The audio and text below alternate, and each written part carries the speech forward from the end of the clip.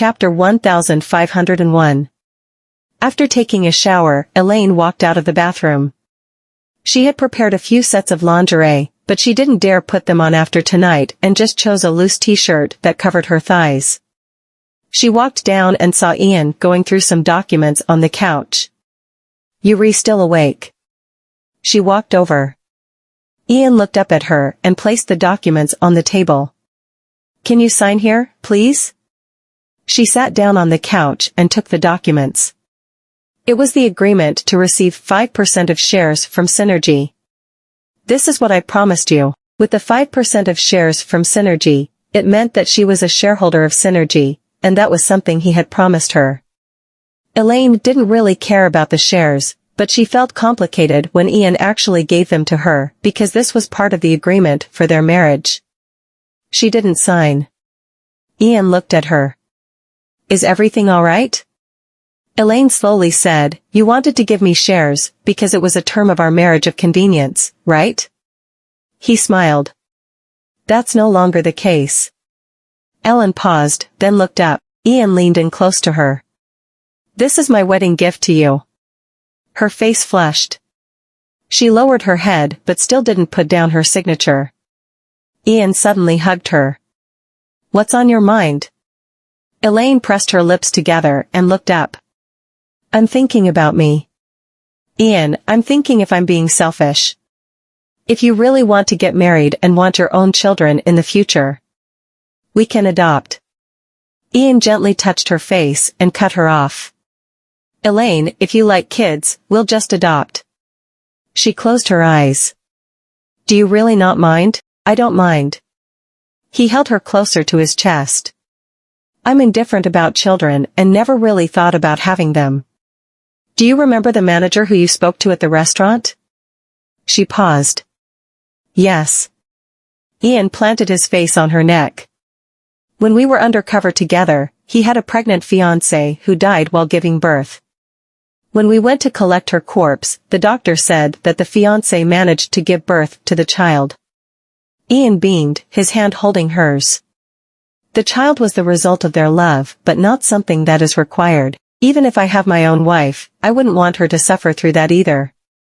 Thus, he wasn't repulsed when he found out that Elaine might be barren, even though he felt sorry for her. He felt sorry because he was the cause of her infertility. If someone else wasn't able to accept her, he would. Elaine wrapped her arms around him to hug him while smiling through tears. "But I don't know how to repay you." Ian put his hand on the side of her neck, raised her face, and wiped away her tears. "Staying with me would be compensation." "Ian." He kissed her lips. Ian carried her into the room while they were still locked in a kiss and gave her an unforgettable experience. The night grew dark outside the window. It was silent outside. He hugged the sleeping beauty until the waves calmed and kissed her forehead. Morning broke, and the sun shone through the curtains into the house. Ian slowly opened his eyes, but the space next to him was empty. He put on his clothes and went downstairs. He saw Elaine standing in the kitchen and watching a cooking tutorial while she made breakfast. Chapter 1502. Ian laughed, walked toward her, and hugged her from behind. Elaine jumped and turned around. "You're such a quiet walker. Why are you up so early?" "To make breakfast for you." She thought that he shouldn't be the one who always made it. Ian lowered his head to kiss her ear. "There's no need for that." "No, I want to." Seeing how resolute she was, he smiled. "All right." Elaine never cooked, so even after watching the tutorial, it still turned out disastrous. She lost her appetite when she saw it, but Ian finished all of it. Even though he didn't say that it tasted bad, she still felt discouraged. Elaine would go to the Lakeview apartment for the next few days to ask Lucy to teach her how to cook after work. Lucy was surprised. "Don't you hate cooking?" Elaine had been served all her life and disliked the kitchen because it was too oily. Yet, she started to learn how to cook after her engagement to Ian. Elaine turned away. "I just want to learn from you." Lucy couldn't say no, so she just taught her a few simple dishes, because she was afraid Elaine might blow up her kitchen. She had to stand there and monitor when Elaine was cooking. However, Elaine was a fast learner, so she managed to make dinner that was passable after a week. She might as well bring the food she made to see Ian at the cafe. When the manager saw her, he smiled. "Mrs. Boss, are you here for a spot check?" "Mrs. Boss?" He picked that up pretty quickly. He told her that Ian was in the office upstairs, so she went up and entered the office. Ian looked up and saw that she was carrying food. She happily placed the box on the desk. "I made curry." Ian smiled. "You've been learning to cook lately?" She opened up the box. "Try and tell me how it is." He picked up the spoon and took a taste while Elaine looked at him anxiously, yet she was really excited. Ian nodded. "You've improved." "Really?" She picked up a spoon and tasted it, then frowned and spat it out. "I've added too much salt." He laughed. "It's fine. At least it looks good." "That's an improvement." Elaine looked devastated. Ian pulled her over and let her sit on his lap. "It's all right.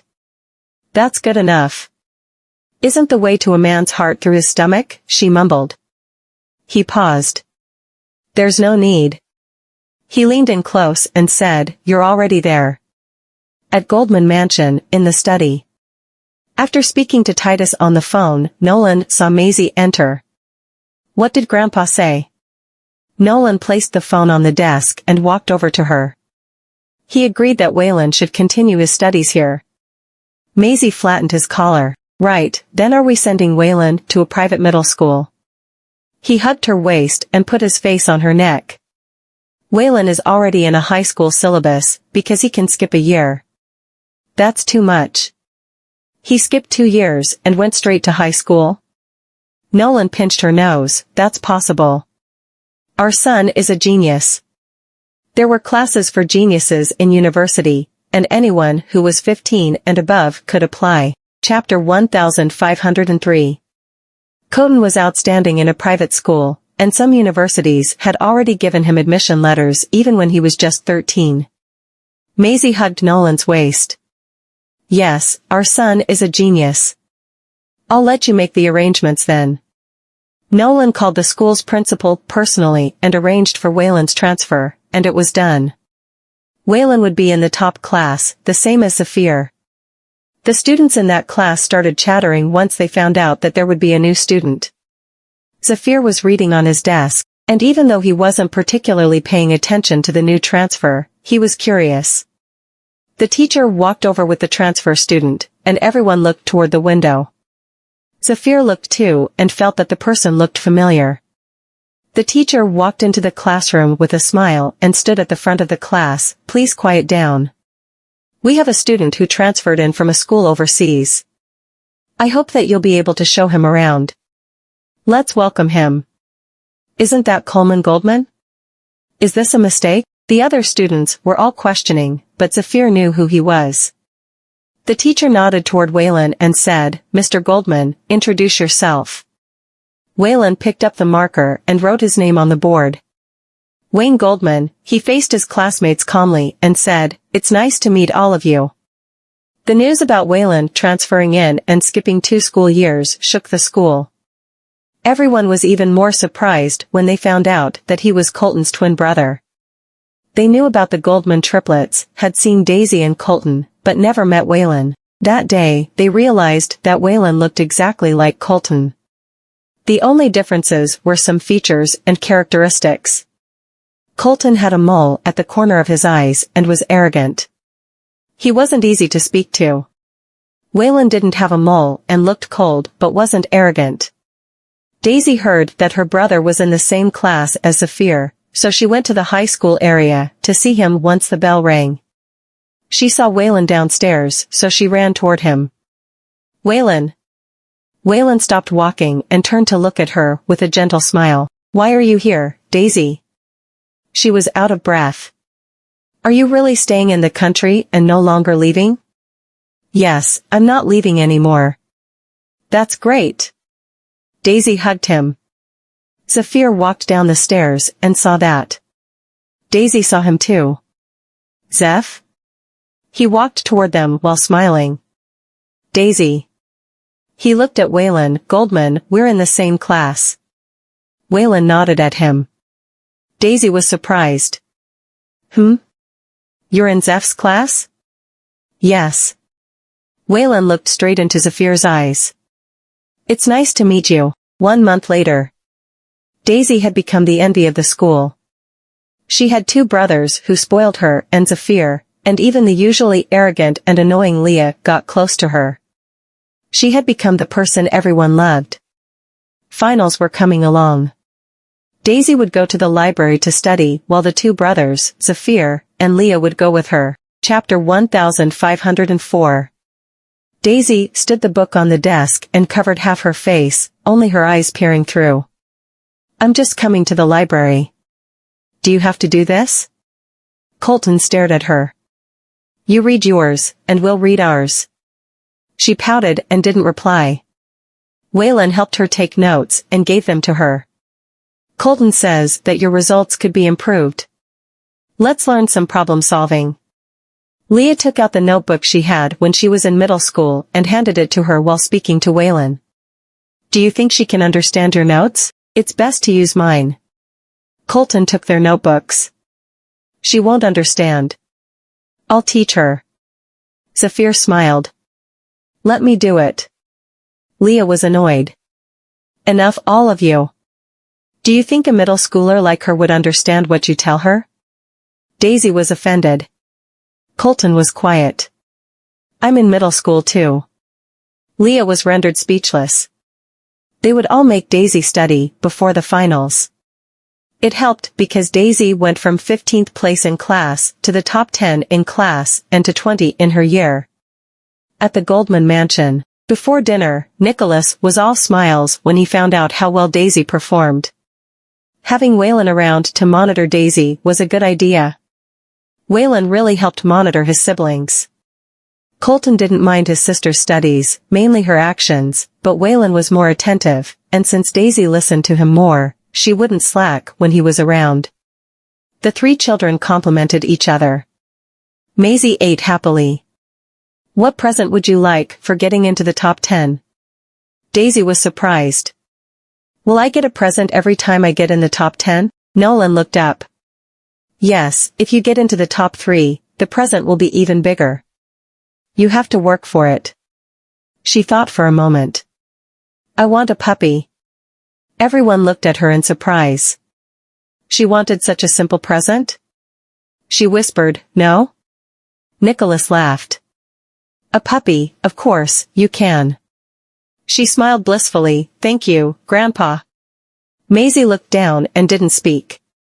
When Daisy said that she wanted to have a puppy, she remembered the Alaskan Malamute that her father had brought home, and Daisy loved it, but the dog was given away after their accident. The next day, Jenna went to the hospital for a checkup. The nurse looked at the results and reminded her, Mrs. Xavier, it would be a high risk to have this child at your age. You're already 50. Even if you give birth, the baby won't have a good foundation and will be weaker or would be born with some sickness. It won't be good for the baby's health. Jenna pressed her lips together. It's already been 5 months. I don't want to. She knew that her age was high, but this pregnancy was an accident. She knew that Edward looked forward to the child, so she didn't have the heart to have an abortion. She took the results home and bumped into Edward, who came back from work. He removed his coat, and Jenna immediately went to help him and get his home slippers, but he stopped her. Did you go for a checkup? Yes.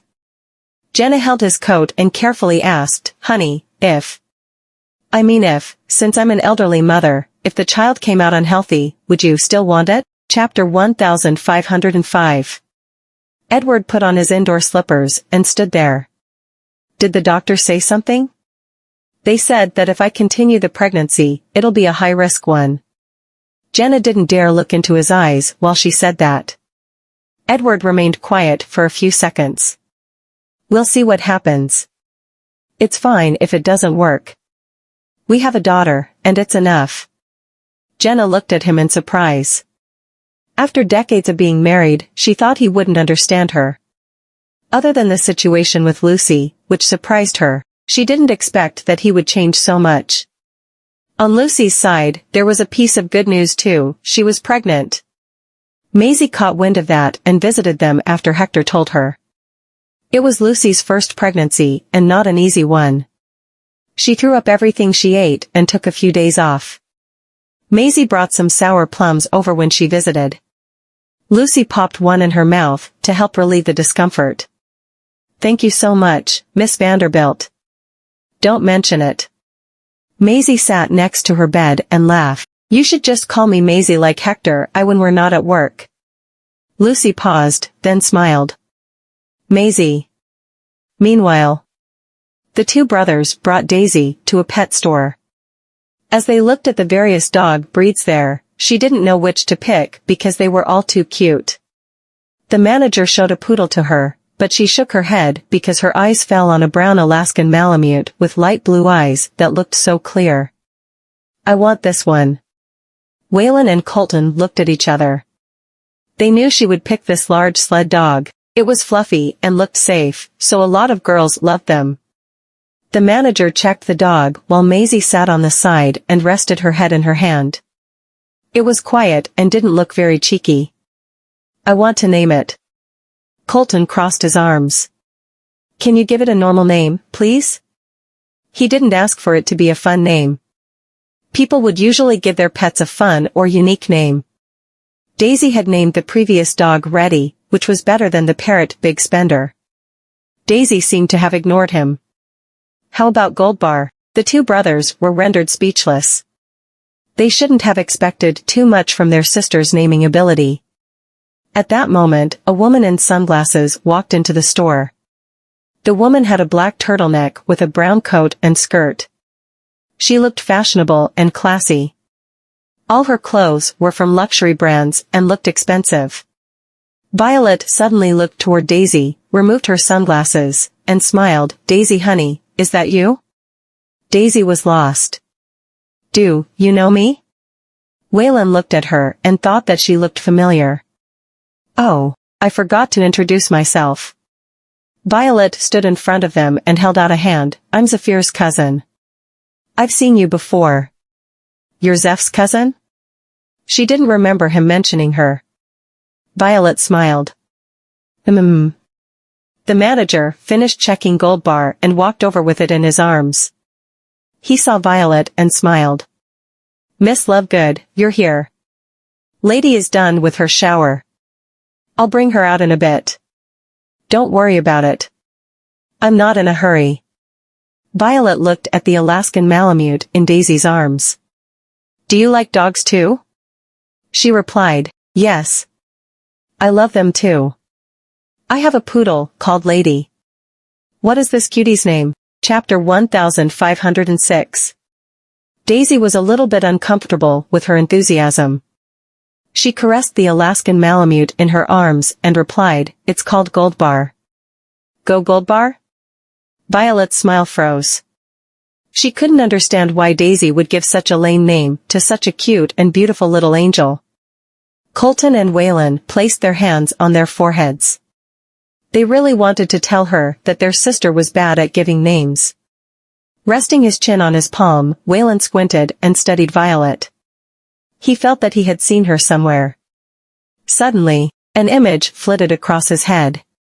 She was the woman that had appeared with Zephyr in the restaurant that day. "You are our aunt, right?" "Aunt?" Both Daisy and Colton were stunned. "So does this mean that she's our uncle's wife?" Violet took a deep breath and forced a smile on her face. "You guys would be even more adorable if you could stop calling me aunt." Violet left her pet at the shop and treated them to a meal in a restaurant. Since she was their aunt, it meant she was their elder, and Waylon and Colton had to respect her. Violet liked Daisy very much, and they could see from her eyes that she treated her as the future wife of her cousin. When Daisy left the table for the toilet, Colton said straightforwardly, "Aunt Violet, Zephyr isn't fit to be our sister's future husband." Violet nearly spat the water she was drinking. She picked up the napkin and wiped her mouth gracefully. What are you talking about? Do you really think we don't know what you're trying to do? Isn't that what you want? That's why you keep mentioning Zafir in front of our sister. Colton had already seen through Violet's intentions. Violet gnashed her teeth and chided inwardly, these two kids are really observant. She cleared her throat and said, you two are her brothers. Do you think you can decide something like that for your sister? Of course, we can. Colton replied as he crossed his arms in front of his chest. The man who wants to marry our sister needs to fulfill several requirements. I'm sure Zafir fits all the requirements. He's handsome and gentle. Although he's not as rich as your family, at the very least, he also comes from a prestigious family.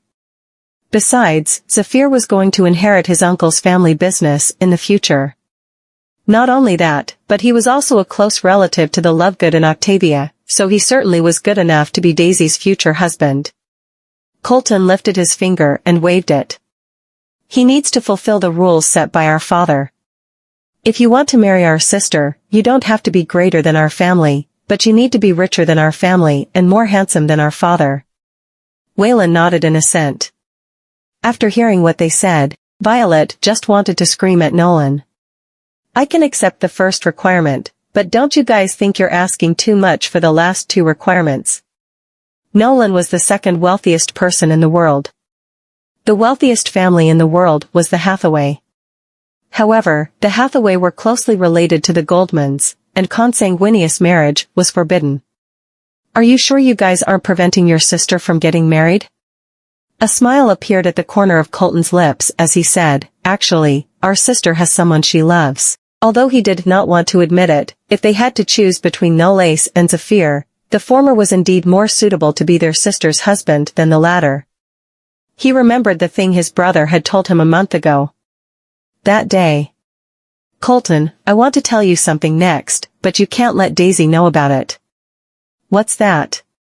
It's about Nolace. His brother told him that he had run into Nolace at a banquet once when he and Titus were in Yaramore. He learned that Nolace had lost his memory. He couldn't remember everything that had happened in Zlokova and had forgotten about Daisy. Colton flew into a rage and said, he has forgotten about Daisy? How could he? In order to save and help him, Daisy had even gone to the extent of running to Octavia with him. However, not only had he not appreciated it and left, but he had also told Daisy that he had never treated her as his friend. Chapter 1507. Daisy had been heartbroken for a half-month because of him. Even when they thought he was dead, they did not dare to talk about him in front of Daisy. Yet, he had forgotten everything that happened between him and Daisy? Even though he's the same age as us, he has taken over the Knolls. Yorick told our great-grandfather that he'd become our toughest opponent in a few more years, said Waylon. Colton gnashed his teeth. He'll become our toughest opponent? Who does he think he is? Don't underestimate him, Colton. We train ourselves to become stronger, but he has experienced more than us. Besides, he took over the company earlier, and I heard that he has received an unconditional offer from Victoria Business College. I'm confident that he will be able to break our rules within a few years. Victoria Business College was a royal college in Yaramore. It was also one of the top universities. Most of the highest quality business elites, architects, researchers, and executive leaders across the globe were alumni of Victoria Business College. Colton said, resting his chin on his hand, let's get into Victoria Business College. We can't let him beat us. Waylon fell silent for a moment and said, let's bring Daisy with us too. Colton frowned and said, but she doesn't like to study at all. Let's help her catch up on her grades and not let her slack off. In fact, Daisy's grades were not that bad. She performed quite well in elementary school. It was just that she was spoiled and lacked supervision. Therefore, she did not really care about her grades that much, even though she did not have to be too outstanding since they would be there to help her. They felt that they needed to increase her self-confidence. They did not want a man who wanted to marry their sister in the future because of her status and beauty instead of her talent. They wanted to transform their sister into a queen everyone would admire. Otherwise, the rules they had set would be too unreasonable. Violet looked at him in surprise. What? Your sister has someone she loves? Colton shrugged. Yeah, the thing they could do right now was to stop those men from wooing their sister before they finished her transformation. The corner of Violet's lips twitched. You guys are just teenagers. What do you know about love? However, she felt it did not matter. After all, they had the advantage since they were closer to Daisy. Besides, they were still young and had a lot of time.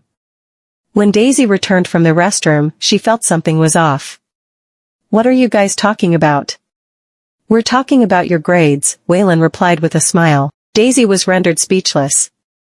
After all, she was facing some troubles in her studies recently. In the afternoon, Daisy brought Goldbar back to the Goldman mansion. Waylon helped her to build the kennel for Goldbar. Not only that, but they had to potty train Goldbar and help him put on diapers. He was like a baby to them.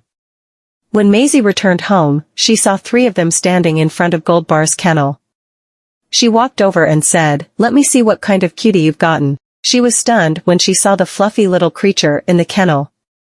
She had assumed they were joking when they said they wanted to get an Alaskan Malamute, but it now seemed to her that they were being serious. "Mommy, meet Goldbar. Don't you think he looks like a ball?" Daisy picked Goldbar up from the ground. The corner of Maisie's lips twitched. It appeared to her that her daughter was not really good at giving names. But she was not going to say anything as long as her daughter was happy about it. It was the beginning of the year, and it was starting to snow in Karelia. The snow covered everything in white, and the snow that accumulated on the trees fell to the ground as the wind blew. Elaine took annual leave and came to enjoy the hot springs in Karelia with Ian. Soaking in the solitary hot spring pool, she felt relaxed. She slouched on the side of the pool, and just when she was about to fall asleep, Ian came in his bathrobe. He put the red wine and 2 glasses on the desk and undid his bathrobe. As the bathrobe fell to the ground, he entered the pool. Chapter 1508.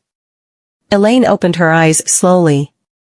Ian came over and grabbed her into his arms. "Hey, you almost fell asleep." "Well, I just can't help it. It's too comfortable," she replied softly. Ian moved his lips to shower a trail of kisses down her cheek. Elaine woke up and raised her head. She placed her hand on his chest and shouted, "Ian." He chuckled but did not stop. "Did you go to visit your sister today?" "Yeah. Lucy and Hector were going to spend New Year's in Karelia." Since she was in Karelia as well, she went to pay her a visit. Lucy was 4 months into her pregnancy, and both of them had decided to hold a wedding when she had the baby. Sensing her distraction, Ian buried his head into her neck, tickling her with his short hair. She giggled and tried to run away. "Ian, when are we going to have our wedding too?" he asked, stunning Elaine. She had not given him a fixed answer in the past few months. In the past, Ian did not feel anxious to get married, and he just let nature take its course. However, ever since he started a relationship with Elaine, he found that he was dissatisfied with their current situation. Elaine was not clingy. She always kept him at arm's length. He always had the feeling that she would leave him one day, so he felt that he had to do something to keep her by his side since he had fallen deeply in love with her. Elaine wrapped her arm around his neck and chuckled. "What's wrong? Are you worried that I'll run away from you?" Ian caressed her lips with his finger and replied, "Do you think you can run away from me?" Elaine kissed him softly and said, "Nope. My heart and my body are all yours." At the Goldman mansion. The entire house was filled with laughter as everyone gathered around the table for a New Year's Eve dinner. Maisie looked around and asked, "Where is Quincy?" After all, Quincy had never once been absent from the New Year's Eve dinner. Nicholas laughed. "Maybe he has something else to do." Maisie was stunned and turned her head to look at Nolan. Seeing the confusion on her face, Nolan chuckled. "Sadie isn't here either." At that moment, Daisy chimed in. Sadai said that there is a wrestling match in the evening. She must have gone to watch the show, and I guess Quincy went with her. Sadai was interested in wrestling, so it went without saying that she wouldn't miss it if there was a wrestling match. It was just that she did not expect Quincy would want to go with her. The wrestling club was filled with many people. The cheering from the crowd was one louder than the other. 2 female fighters were in the ring, and the atmosphere was electric. One of the female fighters was Sadai. Sadie's opponent was the champion of the female wrestling league from overseas. She looked much fitter and bigger than Sadai. She gritted her guard teeth and stared intently at Sadai, who looked calm on the other side of the ring. The wrestling match started, and the coach gave the hand signal. Sadie's opponent lunged towards Sadai, but she easily evaded her opponent's striking punches. She was agile as she moved around the ring with feline grace. When she saw her chance, she locked her opponent in her arms and performed a body slam, stunning the crowd. Sadie's opponent clearly had the advantage, given the difference in their body sizes. However, little did they expect that Sadai would be the one to dominate the fight. Standing below the ring, Quincy shook his head. It seemed to him that Sadai was not there to wrestle, but to obliterate those people. Meanwhile, Sadai completely crushed her opponent. She pinned her to the ground by locking her in between her legs, leaving her opponent no other choice but to tap out. Sadai had only gotten into the ring for 2 hours, but she had defeated 4 opponents. In the end, she became the champion and brought home a total of $160,000. After Sadai finished changing her clothes, she came out of the dressing room. She was sweating all over, so she just put on her tank top and draped her jacket over her shoulders. Quincy was waiting for her outside of the club. When he saw how little she was wearing, he turned his eyes away awkwardly and said, "Put your clothes back on." "Won't you feel embarrassed?" She tossed her jacket at Quincy and said, "It's hot." Chapter 1509. Quincy gnashed his teeth and said, "Hey, did you hear what I?" "Hey, you. That woman over there. Stop it right there." Before Quincy could finish his sentence, someone appeared and interrupted him. A group of people surrounded them, and a man wearing a mink coat emerged from the crowd. He was holding a cigar between his fingers as he lifted his eyes to look at Sadai. "You're quite a good fighter. Do you want to join our club and become one of our fighters? I assure you that you'll get more than $160,000. Most of the fighters had a sponsor to back them up. After all, some of the wealthy people treated wrestling as some sort of gamble. The more they bet on their target, the more money they would make once they won. Sadai had defeated all of her opponents today, so it went without saying that they would come and try to persuade her to join their club since she was such a good fighter. Sadai glanced at him indifferently and said, "I'm not interested." She was interested in wrestling but did not plan to venture into the world of wrestling. After all, wrestling was a form of entertainment for her to relax. It was not something that was worthy of her to risk her life. She might accept the offer if she hadn't come across Maisie as she needed to feed herself. The man's face sank as he said, "Are you looking down on us?" Quincy did not want to cause big trouble, so he smiled and tried to ease the tension in the air. "Sir, starting a new year with a fight isn't good, so why don't all of us take a step back and chill out?" "Shut the fuck up, you damn 4 eyes. No one wants to chill out with you. All I want is her, and I don't accept a no as an answer." The man raised his voice an octave, and his men took a step forward. Quincy removed his glasses and pulled the microfiber napkin out of his pocket to wipe his glasses. Without lifting his head, he said, "Are you really sure about that? You want to play the hero, huh? It seems like I need to show you who's the boss here." The man took over the lighter handed by his men and lit up his cigar. Then, he barked out his order, "Go get him." The men who surrounded them closed in on Quincy. Quincy put his glasses back into his pocket and lifted his head. When the man standing nearest to him swung his fist at him, he wrapped his head with his jacket and delivered a kick at him, sending the man flying a few feet into the air. The rest of the people threw themselves at Quincy. Although there were 6 of them, Quincy easily avoided all of their attacks, but did not attack them. No matter how many attacks the 6 people threw at Quincy, none of them could land a hit on him. Sadie crossed her arms in front of her chest and looked from the side as Quincy toyed with his opponents. There was a deep frown on her face as she wanted to step forward and end the fight. She was never someone who would drag out a fight. She just wanted to get rid of her enemies quickly, so she did not know what Quincy was waiting for. Soon, the 6 men ran out of energy and patience. As they huffed heavily, they shouted at Quincy, "Damn it! Stop running if you're a man." As soon as the man finished speaking, Quincy finally started to fight back. He threw punches at them without warning, and since he had been conserving his energy before this, he effortlessly took them all down. It was only now that Sadie understood what Quincy had been waiting for. He was not dragging out the fight but wearing them out. He did not fight back just now because he wanted to conserve his energy so that he could finish them all quickly with the least amount of effort. A quick fight was suitable for a one-on-one battle. However, in an unfair situation where he had to fight with 6 people, he would run out of energy faster than his opponents, so he had to come up with another tactic that would allow him to defeat all 6 of them before he ran out of energy. When the man saw that Quincy defeated all of his subordinates, he was so startled that he had forgotten about his cigar. He just stood there, frozen stiff and shaking. Quincy picked up the jacket and dusted it off. He looked at the people who were moaning in pain on the ground and shook his head. "I've told you. It's a new year.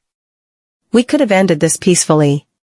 Why must you guys make me fight?" He did not like to fight. That was why Hans had chosen to follow Titus. Quincy walked to his car and opened the door. Suddenly, he remembered something and turned his head to look at the dumbfounded man.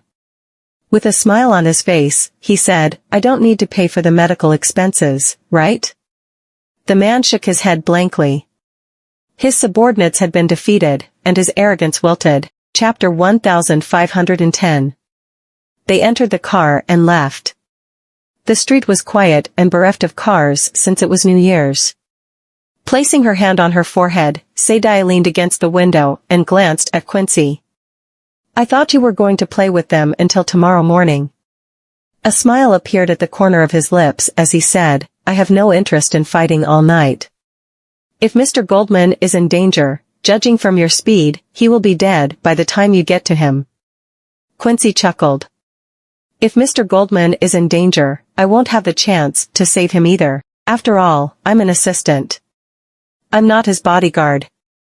Besides, he did not think Nolan would need him to save him either. Sadie clicked her tongue. "It seems like you have a clear understanding of your job. Well, we just need to do what we're paid for. We should leave the fighting to the bodyguards. It's not fair for me to steal their jobs." Quincy chuckled. "I've recorded what you've said." He stamped on the brake and jerked his head to look at Sadie. "How could you do this to me?" Sadie pointed at the restaurant outside of the window and said, "Buy me a meal, and I won't tell anyone about it." Quincy looked at her. "You just won $160,000, and you still want me to buy you a meal? What am I going to use to pay for the meal? With the check?" Quincy was rendered speechless. It seemed to him that she was not as stupid as he thought her to be. Quincy parked the car outside of the restaurant. There were many people in the restaurant, most of whom were couples. The waiter smiled at them and said, "We're having a 50% discount on the couple set menu for these 3 days. They felt awkward and asked at the same time, "Do we look like a couple?"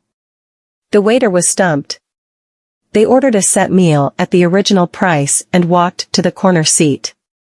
A pair of youngsters was sitting across from them, and the two were kissing passionately. Quincy covered his face with his hands as he felt embarrassed. It appeared to him that youngsters nowadays were getting more and more open. However, Sadie had a different reaction. Sitting opposite him, Sadie stared at them intently for about half a minute. The youngsters felt awkward and got up to leave. The young girl with pink hair said exasperatedly, "What are you looking at? Have you never kissed someone before?" Sadie shrugged and replied, "Well, I don't like to eat saliva." Quincy spewed out his drink when he heard what Sadie said. The girl was stumped. What a weirdo. After that, she pulled her boyfriend, and both of them stormed away. Is she talking about me?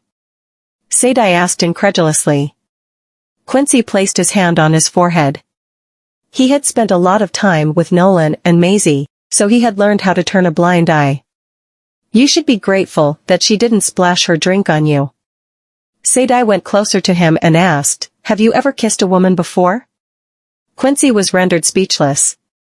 If it weren't for the serious look on Sadie's face, he would have suspected that she was doing it on purpose. Even if she was not doing it on purpose, there must be a loose screw in her head. How on earth do you define kissing like that? But I saw the string of saliva between there. Quincy hurriedly closed her mouth. There were veins bulging on his forehead as he gritted his teeth. Forget about it.